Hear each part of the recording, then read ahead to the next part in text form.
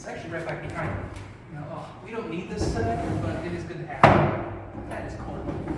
Really cold, really cold, really cold. Feel free to take a closer step up. The nice cool breeze coming in today. Ooh, that's very nice, very lovely. So this is a part of our ventilation system here inside the home. This is a curved marble hallway that over to the right has a grate that helps take in air as it rolls up this hill and circulates it inside the tunnel space until we drop the panels down, and then that air from the outside can flow down this hallway, and as the cool air rushes in, it pushes the hot air up. That marble makes for a really good insulator, keeping everything nice, cool, and compacted. The other good thing is that it's right next to the wind tunnel, making that one of the coolest spots inside the home. Now, whenever they didn't store in the wine cellar, they usually wound up putting in the pantry larder, which is right over here. Now, I don't know about y'all, but my pantry in my house is not this big. The other main difference is the way that these shelves are constructed. In modern day, we usually just kind of have those metal racks that are drilled into the walls, but this wooden structure is actually suspended from the ceiling, keeping everything off the ground by a couple of feet. And it's also pushed off the wall by a few feet as well. Now, the reason for that is to keep things like bugs and mice from crawling up and getting inside their food supply. And if you're concerned about the ones that can jump or fly, well, they have these drawers upstairs, so the things would retreat down to the basement level of the home where it's just naturally cool.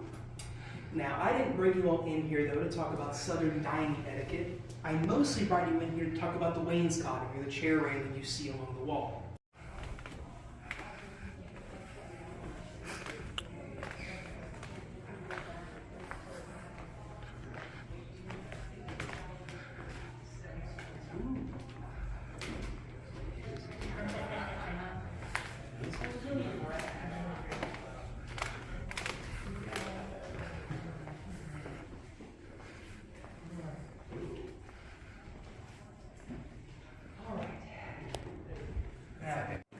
Now, I don't know about you all, but I'm a big fan of doors inside the house.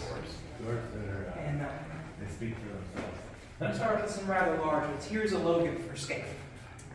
These doors are 14 feet tall and weigh 500 pounds each, which means you have half a ton sitting right here on your front doorstep.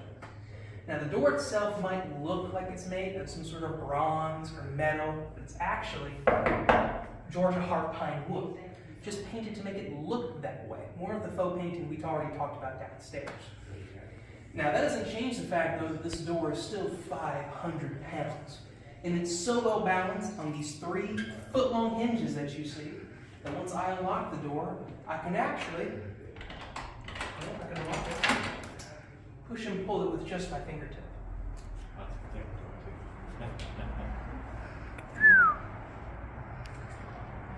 Now, on the front, you have a beautiful carving of the lion's head, which is the symbol for power. And on the down to the Okmulgee River back 160 years ago. But since they broke I-16, we instead have a really good view of the Waffle House sign, which I think is a fairly decent trade-off in the long run. Now, not to brag, but we also still use the original skeleton key to lock the house up every night. You don't have to worry about anybody breaking it. Now, I haven't talked much about family history on the tour so far, and there's reasons for that. Downstairs is the basement level of the home, or the servants' level of the house. And it's kind of hard to get across how much money these people had when you're standing in their basement of all places.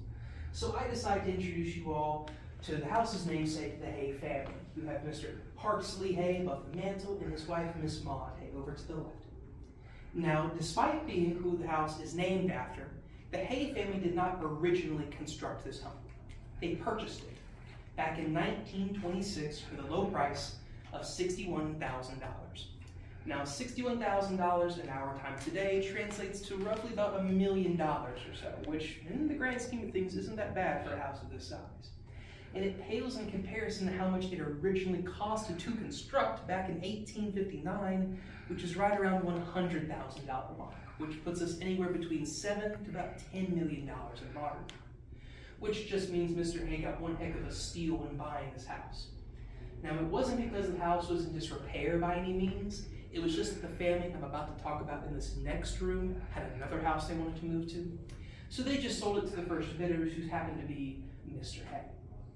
Now, we at the Hay House are extremely fortunate to have a good working relationship with all the families that have lived here inside the home, the Hayes being no different. In fact, it was Mr. Hayes' own children that donated this house to my bosses back in 1977 for free. Not only that, but they also gave us one of the largest endowments in Georgia State's history that included almost all of their parents' original furniture and collections pieces, which means everything you see out on display was the Hay families, in this room, in these positions, minus the Christmas tree decorations. But feel free to browse around inside the room, take a closer look at some stuff. If you have any questions about anything you see out on display, feel free to let me know. I have a question. Yes.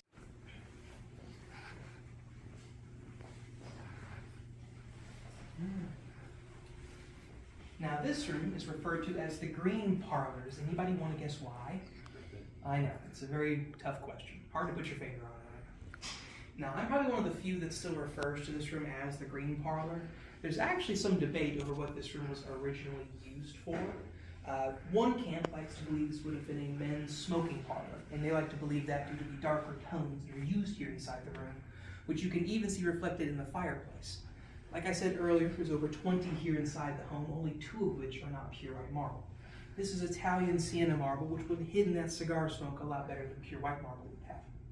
There's another group that argues this room would have been a library or a study space inside the home, due to all the secretary chests and bookcases that used to line the walls here inside. You want to know the kicker? They're probably both right. Both of those things can be true at the same time. But I stay out of it and just call it the green parlor. Now we will talk about the first owner and constructor of the home, Mr. William Butler Johnston. Mr. Johnston was born in 1809 in Eatonton, Georgia, to a farming family. Though he quickly realized that farming was not the lifestyle for him, so at 21 years old, he packed up his bags and moved all the way up to New York City to apprentice for a watchmaker. He spent some time there before moving back down to the state of Georgia, where he started his watchmaking business right here in the city of Macon. Now, watchmakers make good money, and Mr. Johnston was one of the best. But they usually don't make enough money to build houses like this. And that's because the majority of Mr. Johnston's wealth actually came from his investments. And Mr. Johnston invested in just about everything. In fact, it would be easier for me to tell you what he did not invest in versus what he did. And here's just a quick top 5 rundown. Mr. Johnston was a big investor in things like public utilities, bringing hot and cold running water to Macon, Georgia. In fact, this house had fully functioning plumbing in 1859 upon completion. Mr. Johnston also further invested in things like gas lighting, bringing one of the first energy production companies to Macon, Georgia as well. That company that he started was known as Macon Gas and Light, which eventually was merged in with this much smaller company no one's ever heard of before called Georgia Power. Mr. Johnston then further invested in the usual things like banking and insurance, but his main claim to fame was the railroad industry, where he became president of the Central Georgia Railroad Company. Where he was so successful, he retired at just 40 years old. But at 40, he was not married, which was quite uncommon for a gentleman of his age in that time period. So what do you do when you're the richest man in Macon and you're looking for a bride? Well, you marry the mayor's daughter, of course. Over here, we have Miss Anne Clark Tracy, who I will refer to as Mrs. Johnston for the rest of this tour. So there wasn't a lot of furniture in here originally, maybe a couple chairs that went around the wall, but most importantly, there would have been a fainting couch in case anybody was hot while dancing. The Hayes, however, were not too fond of dancing, so they turned this room into the sitting room with the drawing that you now see a currently designed for. The Hayes were very inspired by French culture, and actually commissioned a company called Watson E. Brown, which has done work on things like the governor's mansion here in Georgia, all the way up to the White House, to purchase all of these original French antique and furniture pieces you see out on display, which just means this room is French, French, Frenchy, French, French. If you want to see an example of that, I have this table over here, which is kind of a testimony too.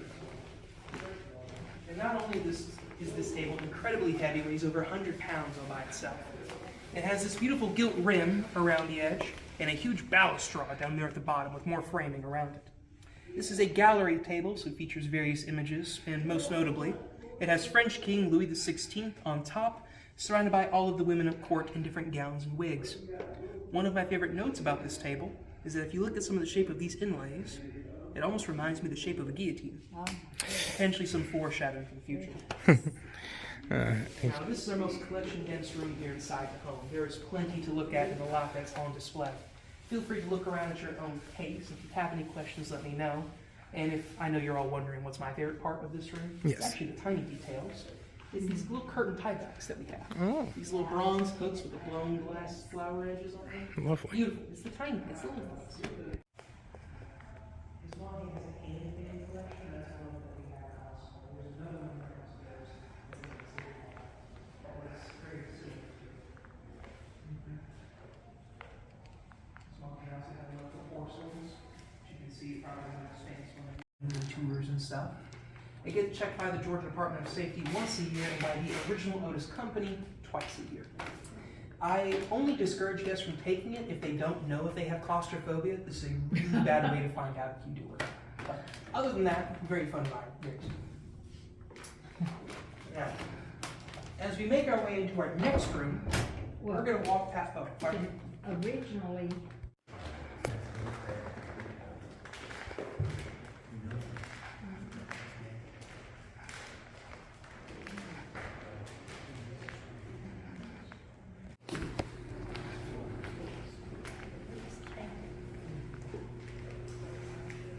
Now, this room is my favorite room inside the home for multiple reasons.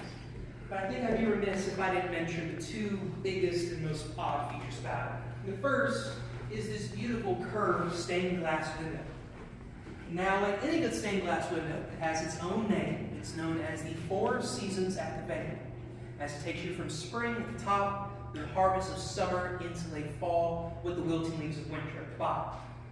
Now, the window itself is also fully functional. You can raise the lower frame of this window up to allow for ventilation inside the room, as well as there's a curved balcony section just below the window that you can actually step out onto.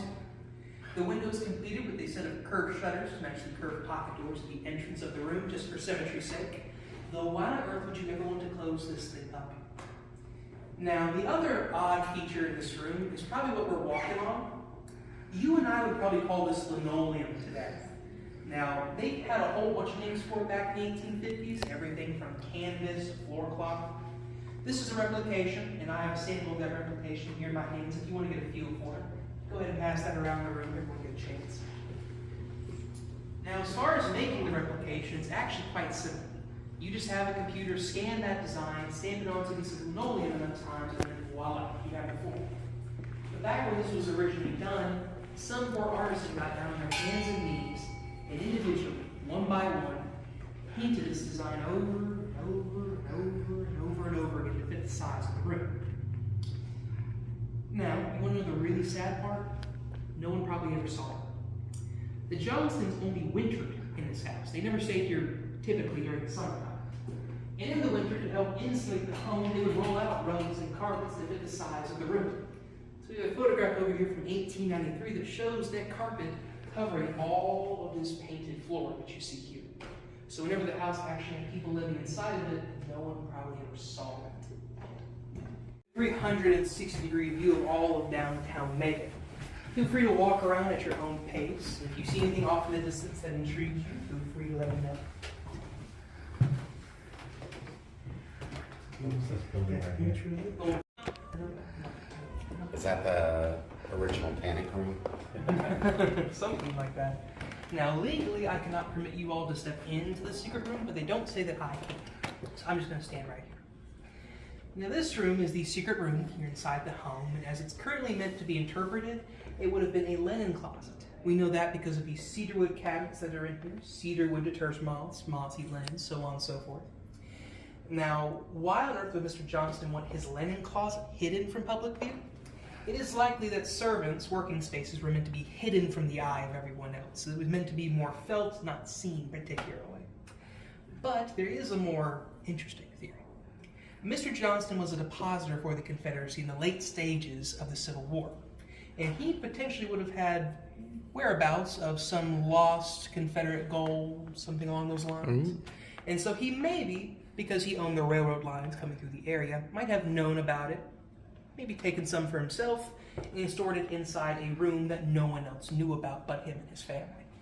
The only downside to that theory is that there was no lock originally on the door. So if you were going to hide tons of gold, you would probably want it to keep in a more secure location. That being said, the cedarwood cabinet doors do lock. So if there is a better cover for hiding stolen gold, a linen closet is a pretty good one in my opinion.